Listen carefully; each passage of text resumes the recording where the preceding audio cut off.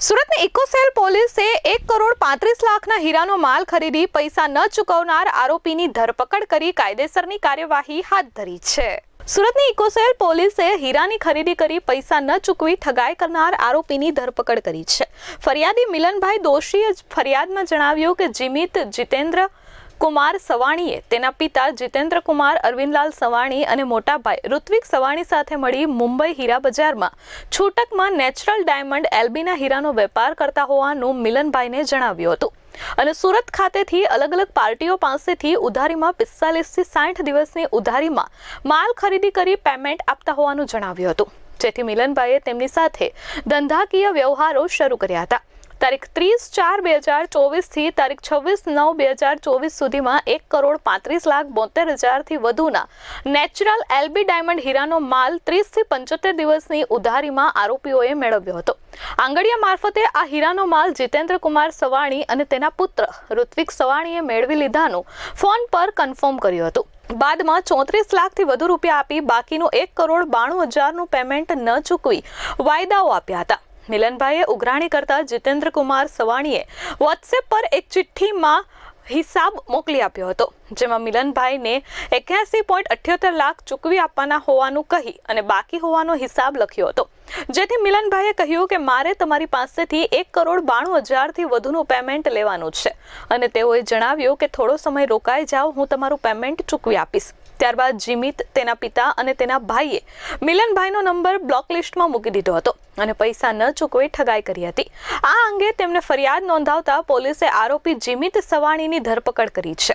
પકડાયેલ આરોપીની modus operandi વિશે પોલીસે જણાવ્યું કે આરોપી જીમિત વર્ષ 2024માં તેમના સાળા બાદશાહ ગાંધી મારફતે મિલનભાઈને મળ્યા હતા અને તેમની ઓફિસમાં હીરાનો માલ ખરીદી કરવાનું નક્કી કર્યું હતું અને ત્યારબાદ 34 લાખ રૂપિયા ચૂકવી બાકીના 1 કરોડથી વધુ રૂપિયા ન ચૂકવી ઠગાઈ કરી હતી।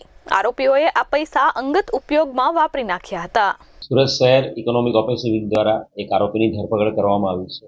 આજે બનાવની હકીકત એવી છે કે જે મિલન દોશી નામના જે વ્યક્તિ છે એ નેચરલ ડાયમંડ એલપી એ ડાયમંડનો વેપાર કરે છે। એમને જીમિત જીતેન્દ્ર સવાણી નામના એક વ્યક્તિ જે મુંબઈમાં રહે છે એમણે મળવા આવ્યા હતા અને એમણે મુંબઈથી એમના ફાધર જીતેન્દ્ર સવાણી અને એમનો બ્રધર ઋત્વિક સવાણી આ ત્રણેય બાપ દીકરા મળીને ડાયમંડનો ધંધો કરે છે અને ઉધારીમાં માલ સુરત ખાતેથી અલગ અલગ વેપારી પાસેથી ખરીદે છે અને એમને વિશ્વાસ આપીને મિલનભાઈ દોશીને વિશ્વાસ આપીને સપ્ટેમ્બર 2024 એપ્રિલ 2024થી સપ્ટેમ્બર 2024ની વચ્ચે 5 મહિનાના સમયગાળામાં 1,35,00,000 રૂપિયા જેટલો હીરાનો માલ એમની પાસેથી ઉધારીમાં ખરીદ્યો હતો। ઇનિશિયલી 35 લાખ જેટલું પેમેન્ટ એમણે કરી દીધું હતું, પરંતુ સપ્ટેમ્બર 2024 પછી બાકીનું જે પેમેન્ટ છે 1 કરોડ રૂપિયા જેટલું એ પેમેન્ટ એમણે આપવા માટે ગલ્લાતલ્લા કરવા માંડ્યા હતા। કોન્સ્ટન્ટ ફરિયાદી છે એ મુંબઈ ખાતે જઈને પણ આરોપીને મળ્યો હતો, ત્રણ આરોપીને પેમેન્ટ બાબતે એણે કોન્સ્ટન્ટ ફોન કરી રહ્યો હતો, પરંતુ આરોપીઓએ પૈસા આપવા માટે સદંતર ના પાડી હતી। એમણે એમના ફોન બંધ કરી દીધા હતા અને ફરિયાદીનો ફોન નંબર પણ બ્લોક કરી દીધો હતો। બનાવની ગંભીરતાને ધ્યાને રાખીને પોલીસ કમિશનર ગેહલોત સાહેબ દ્વારા આ જે ફરિયાદી છે એની અરજીની તપાસ સુરત શહેર ઇકોનોમિક ઓફિસ વિંગમાં આપવામાં આવી હતી અને તલસ્પર્શી તપાસ કર્યા બાદ આ બનાવ અનુસંધાને ઓગસ્ટ 2025માં ગુનો દાખલ કરવામાં આવ્યો હતો। ગુનાની અંદર જીમિત સવાણી, જીતેન્દ્ર સવાણી અને એના બ્રધર ઋત્વિક સવાણી ત્રણેય બાપ દીકરા વિરુદ્ધમાં ગુનો દાખલ કરવામાં આવ્યો હતો અને સ્પેશિયલ ટીમ અલગ અલગ જગ્યાએ મુંબઈ જ્યાં આરોપી હોવાની શક્યતાઓ છે એમાંથી જે મુખ્ય આરોપી જીમિત છે અમદાવાદ ખાતે નોકરી કરતો, અમદાવાદમાં પણ તપાસ કરવા માટે ટીમ મોકલી હતી અને આરોપી રિસન્ટલી છેલ્લા 15 દિવસથી સુરત ખાતે વેસુ વિસ્તારમાં કોઈ એક ફ્લેટમાં ભાડે રહેવા આવ્યો હોવાની ચોક્કસ હકીકત આધારે આરોપી જીમિત સવાણી જે મુખ્ય આરોપી છે એને પકડી પાડવામાં સુરત ઇકોનોમિક ઓફિસ વિંગને સફળતા મળી છે। આરોપી જે છે એ રિસન્ટલી છેલ્લા 1 વર્ષથી એ આ જે બનાવ બન્યો ત્યારબાદ અમદાવાદ ખાતે કોઈ કંપનીમાં જોબ પર લાગી ગયો હતો અને છેલ્લા 15 દિવસથી સુરત ખાતે આવીને અહીંયા ભાડે રહેવા માંડ્યો હતો અને આરોપીને જીમિત સવાણી છે એને પકડી પાડવામાં આવ્યો છે। આ ગુનામાં અન્ય 2 આરોપી જીતેન્દ્ર સવાણી અને જીમિતના બ્રધર ઋત્વિક સવાણી એ બંને હજુ પણ પોલીસ પકડથી દૂર છે અને ભવિષ્યમાં આ આરોપીને પણ પકડી પાડવા માટે ટીમ અલગ અલગ જગ્યાએ રવાના કરવામાં આવશે। આ જે બનાવ બન્યો છે એમાં જે આપણા ફરિયાદી છે એ વિશ્વાસમાં રહી ગયા છે અને મીડિયા મિત્રોના માધ્યમથી હું આવનારા દિવાળીના તહેવારોના કારણે પણ જે પણ લોકો ટેક્સટાઇલમાં હોય કે હીરામાં હોય કે કોઈ પણ જગ્યાએ બિઝનેસ કરે છે તો કોઈ પણ વ્યક્તિને આપ ઉધારીમાં કે ચિઠ્ઠી ઉપર કંઈ પણ માલ આપો છો તો એ વ્યક્તિની જે વ્યક્તિ છે એની ઓથેન્ટિસિટી એ માણસ ઓથેન્ટિક છે એની ખરાઈ કરી લેવી જોઈએ. આપ કોઈ એજન્ટ મારફતે પણ જો માલ સપ્લાય કરો છો તો એજન્ટ કે બ્રોકર એ માણસ સાચો છે એની પણ ખરાઈ કરી લેવી જોઈએ.